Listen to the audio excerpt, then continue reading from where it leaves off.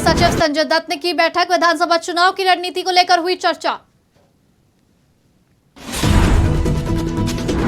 दहेज की लालच में पत्नी को किया प्रताड़ित, न्याय की गुहार लगाता बेटी का पिता। क्राइम ब्रांच एसपी ने दिलाया भरोसा। बीजेपी नेता प्रियांशु शर्मा के निवास पहुंचे कांग्रेसी कार्यकर्ता। कांग्रेस कार्यकर्ताओं ने किया सांकेतिक प्रदर्शन। बुलडोजर लेकर मकान तोड़ने की प्रदेश सरकार से मांग। वाहन वसूली के खिलाफ कांग्रेसियों ने मचाया उत्पात। बीच रास्ते में जमकर की तोड़फोड़।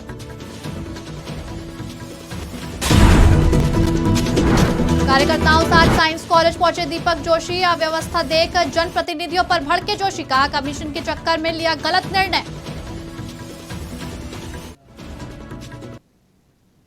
नमस्कार, मैं हूं आपके साथ नबीला उरूज और आप देख रहे हैं आज की खबर। रुक करते हैं मध्य प्रदेश छत्तीसगढ़ की बड़ी खबरों की तरफ। खबर आगर मालवा से है, जहां अखिल भारतीय कांग्रेस कमेटी के राष्ट्रीय सचिव एवं जिला सह-प्रभारी संजय दत्त ने मिशन 2023 विधानसभा चुनाव की रणनीति को लेकर आज कंपनी गार्डन पुराना मांगलिक भवन आगर में कार्यकर्ताओं की बैठक ली। इस अवसर पर विधायक विपिन वानखेड़े, जिला अध्यक्ष बंसीलाल पाटीदार, वरिष्ठ नेता दुर्गा प्रसाद पालीवाल, पूर्व जिला अध्यक्ष बाबूलाल यादव, भेरू सिंह बापू, प्रदेश सचिव गुड्डू लाला, नगर पालिका अध्यक्ष नीलेश जैन सहित अन्य कार्यकर्ता एवं पदाधिकारी गण उपस्थित थे। इस दौरान विधायक विपिन वानखेड़े ने कार्यकर्ताओं को संबोधित करते हुए कहा कि खड़े होकर संकल्प लो कि पूरी ताकत लगा देंगे, लेकिन आने वाले 2023 के विधानसभा चुनाव में हमारा हर साथी अपने पोलिंग बूथ से कांग्रेस को जिताकर भेजेगा। वहीं उन्होंने कहा कि आप लोगों का प्रयास, आप लोगों की हिम्मत, मेहनत, ताकत से निश्चित तौर पर कांग्रेस की सरकार बनेगी और जितना मजा 15 महीने की सरकार में आया था उससे कई ज्यादा 5 साल में आएगा।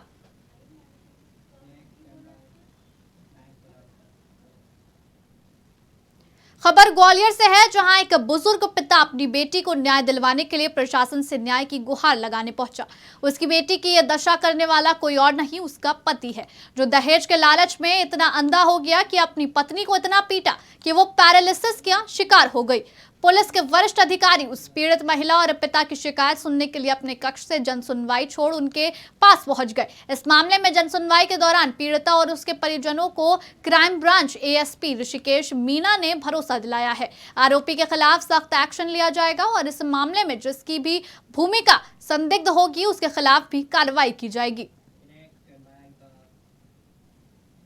खबर जबलपुर से है, जहां भाजपा नेता प्रियांशु विश्वकर्मा के ऑफिस में घायल हुई छात्रा को निजी अस्पताल में भर्ती कराया था, जहां इलाज के दौरान छात्रा ने अस्पताल में दम तोड़ दिया था, जिसके बाद भाजपा नेता प्रियांशु शर्मा के ऊपर गैर इरादतन हत्या का प्रकरण हटाकर 302 का प्रकरण का इजाफा किया गया है, जिसके चलते आज कांग्रेस कार्यकर्ता बुलडोजर लेकर भाजपा नेता प्रियांशु विश्वकर्मा के निवास स्थान पहुंचे।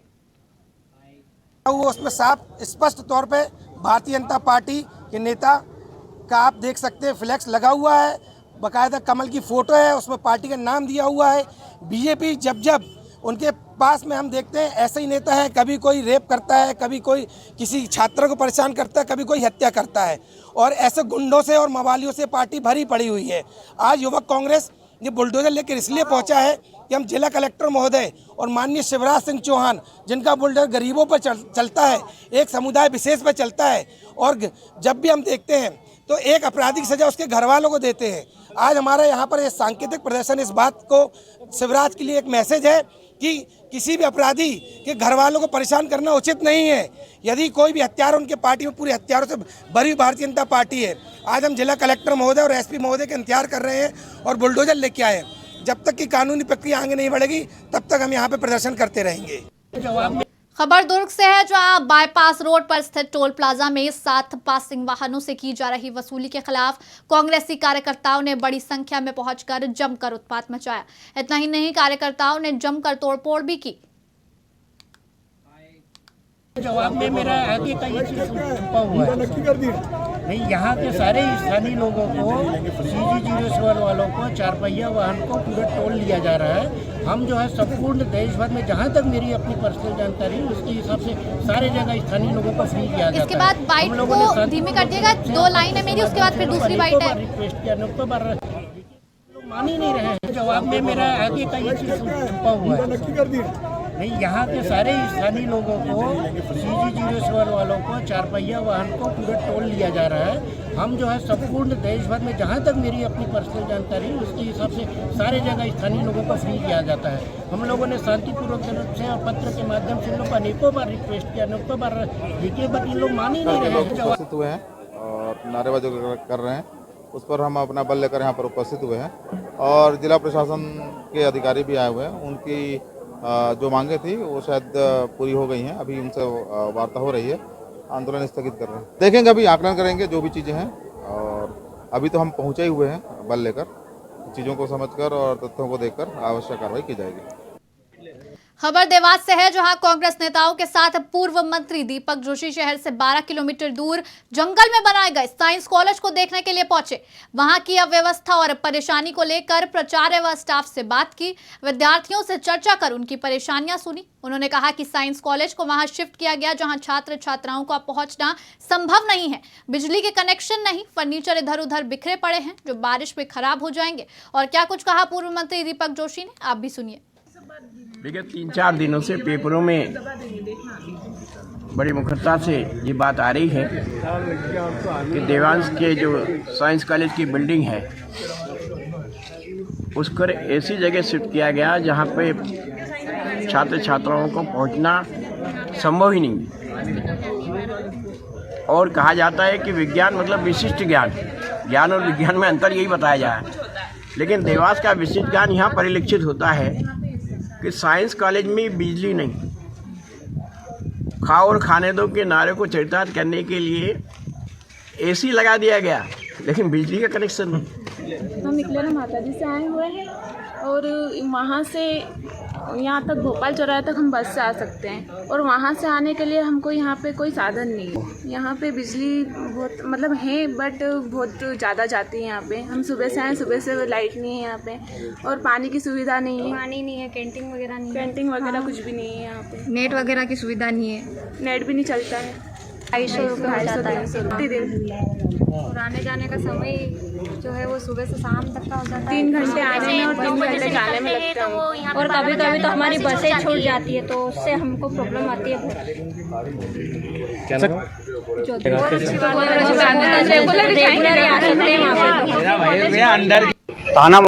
खबर खंडवा से है, जहां उज्जैन के जिला आयकर अधिकारी शेर सिंह किन्नारे के लापता होने से जिला प्रशासन परेशान हो गया था। पुलिस में गुमशुदगी भी दर्ज कराई गई थी। तो वहीं 3 दिन बाद लापता रहने के बाद आज जिला आयकर अधिकारी शेर सिंह किन्नारे वापस लौट आए। अधिकारी किन्नारे ने कहा है कि वो खंडवा जिले के इटावा में अपनी कृषि भूमि पर बुआई करने आए थे, वहीं से पर्यटन स्थल चिखलधरा पहुंच गए थे, जहां विजिबिलिटी कम होने की वजह से फंस गए। मोबाइल नेटवर्क ना मिलने के कारण संपर्क टूट गया। कि ये जानबूझकर ऐसा कुछ नहीं हुआ। मैं अपने खेत पे इटवा में बोनी करने गया था तो वहाँ बारिश तेज होने के कारण उस दिन बोनी नहीं कर पाया, तो मैंने कहा ठीक है थोड़ा जंगल देख आते हैं। फॉरेस्ट के एक चिखलधरा में दोस्त से बात हुई तो बोले हाँ मौसम अच्छा है, आप आ जाइए। तो मैंने सोचा जाकर और सुबह से वापस आ जाऊंगा। तो वहाँ जाने के बाद स्थिति ये हुई कि बारिश तेज हो गई और कोहरा इतना था कि 0 विजिबिलिटी थी, तो मैं निकल नहीं पाया। और सबसे बड़ा उसके साथ घटनाक्रम ये हुआ कि मेरे मोबाइल का कवरेज नहीं है वहाँ जियो का चिखलधरा में, इसलिए किसी को सूचित नहीं कर पाया और वापस आने की स्थिति नहीं थी क्योंकि गाड़ी से दुर्घटना हो सकती थी 0 विजिबिलिटी के कारण। और पूरे 24 घंटे 0 विजिबिलिटी रहती है वहाँ, ऐसा नहीं कि सुबह से और दोपहर में नहीं है। तो उस कारण थोड़ा सा सबको तकलीफ हुई, इसके लिए मैं क्षमा चाहता हूँ। मैं सकुशल हूँ, बढ़िया। मोगट रोड पर कल शाम में गुमशुदगी दर्ज हुई थी, जो कि वरिष्ठ लेवल के अधिकारी आयकर अधिकारी शेर सिंह जी थे, जिसके लिए हमारे पुलिस अधीक्षक महोदय के द्वारा तत्काल कार्रवाई करते हुए उसमें टावर लोकेशन निकाले गए और टीआई महोदय जो कि प्रभारी महोदय के निर्देशन में कार्रवाई करते हुए मैं स्वयं चिखलदरा का तरफ का लोकेशन मिलने से उधर गए थे। बाद में फिर कांटेक्ट में सर खुद ही आ गए, तो उसके हिसाब से उनकी तलाश करते हुए रास्ते में मिले भी वो, तो उनको साथ में हमरा लेके यहाँ आए थे। उनके साथ कोई घटना होना नहीं बताया है, उन्होंने अपने स्वयं घूमने चले गए थे और टावर लोकेशन वगैरह नहीं मिलने के कारण परिवार संपर्क नहीं होने से परिवारजनों ने रिपोर्ट गुमशुदगी की। प्रधानमंत्री नरेंद्र मोदी के 9 वर्ष का कार्यकाल पूर्ण होने के अवसर पर भारतीय जनता पार्टी द्वारा चलाए जा रहे संपर्क से समर्थन अभियान के तहत आज पूर्व मुख्यमंत्री एवं भाजपा के राष्ट्रीय उपाध्यक्ष डॉक्टर रमन सिंह ने राजनांदगांव के गायत्री विद्यापीठ में शिक्षाविदों से चर्चा की और केंद्र सरकार की विभिन्न योजनाओं की जानकारी दी। संपर्क से समर्थन गायत्री विद्यापीठ के स्कूल में आया हूँ। उसके पहले डेंटल कॉलेज में गया था, आयुर्वेदिक कॉलेज और डेंटल कॉलेज में, फिर युगांतर गया, फिर यहाँ पे आया हूँ। 4000 बच्चे यहाँ पढ़ते हैं, शिक्षा के साथ संस्कार, और इन लोगों के साथ 1 घंटे रहने का अवसर मिला। और देश में मोदी जी के नेतृत्व में जो अभूतपूर्व परिवर्तन हो रहा है, देश का मान सम्मान गौरव बढ़ाया, इन सारी बातों को लेकर किस प्रकार 60,000 किलोमीटर नए नेशनल हाईवे का निर्माण, 7 लाख गाँव को जोड़ने का काम और 50 करोड़ से ज़्यादा लोगों के लिए पूरे इस देश में जो व्यवस्था बनी है, जिसमें आयुष्मान भारत में 5 लाख तक के इलाज की व्यवस्था गरीबों के लिए की जा रही है। 80 करोड़ लोगों के लिए कोविड काल में भोजन की व्यवस्था, 11 करोड़ शौचालय का निर्माण, 3 करोड़ से ज़्यादा आवास के निर्माण, अभूतपूर्व काम मोदी जी के नेतृत्व में हुए हैं, उसकी चर्चा हुई। और संपर्क से समर्थन ऐसे ही स्कूल में आकर यहाँ के फैकल्टी मेंबर से बात करने का अवसर। खबर शहडोल से है, जहां भालू ने एक युवक का शिकार कर उसे मौत के घाट उतार दिया। बताया जा रहा है कि युवक जंगल में डोरी बिनने गया था कि तभी एक भालू ने बन्नू पाव नामक युवक पर हमला कर दिया। काफी देर के संघर्ष के बाद युवक की मौत हो गई। सूचना मिलते ही वन परिक्षेत्र के शाही रेंजर नरेंद्र रवि ने अपने दल बल के साथ मौके पर पहुंचकर घटनास्थल का मुआयना कर थाना जैतपुर को सूचना दी। इतना ही नहीं, अधिकारी नरेंद्र रवि के द्वारा मृतक के परिवार को तत्काल 10,000 रुपए की सहायता राशि प्रदान की गई।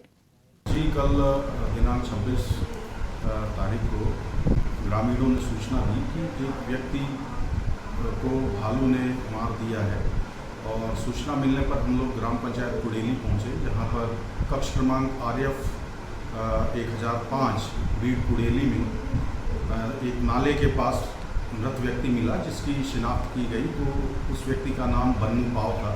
बन्नू पिता जुनाहा पाव, जिसकी उम्र लगभग 33 वर्ष थी, और उसके सर के पिछले भाग पर खोपड़ी पे भालू द्वारा हमला करने के कारण कट गया था, और हाथ और पैर पर चोट के निशान थे। शेष 7,90,000 रुपये का भुगतान हम 48 घंटे के भीतर मृतक के परिवार के खातों में करेंगे। ये उमेश मेरे घर गए और ये बोला कि सरपंच साहब एक घटना हो गया। क्या घटना हो गया? तो बताया कि भालू रन्नू को काट दिया। कहाँ पर काट दिया? तो बताया खेत के पास। तो फिर मैं कहा चला चलते हैं साथ साथ।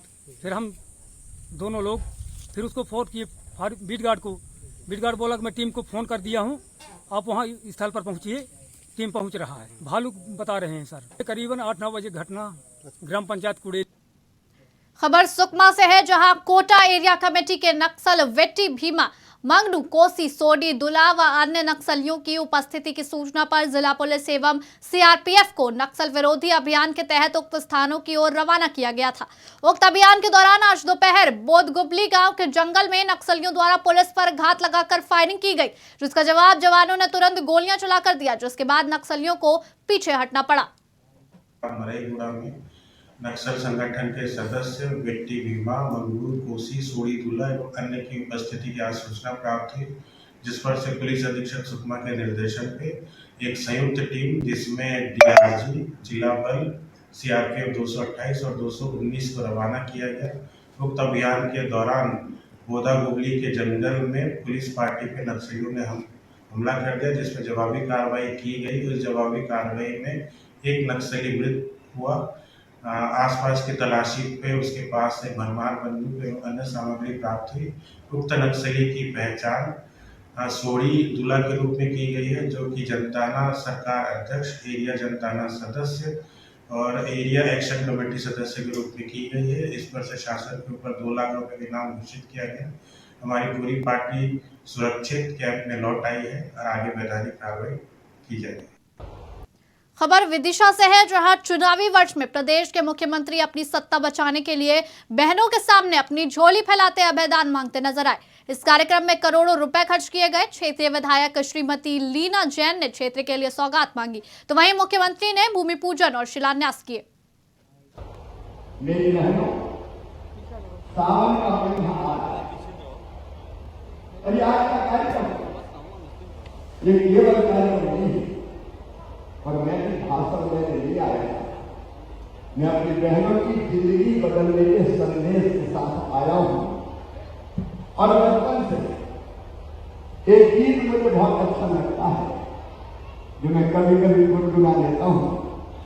आज अपनी बहनें मेरे साथ वो गीत गुनगुनाए अपने भैया के साथ। फिलहाल इस बुलेटिन में इतना ही। मध्य प्रदेश छत्तीसगढ़ की तमाम खबरों के लिए जुड़े रहिए आज की खबर के साथ।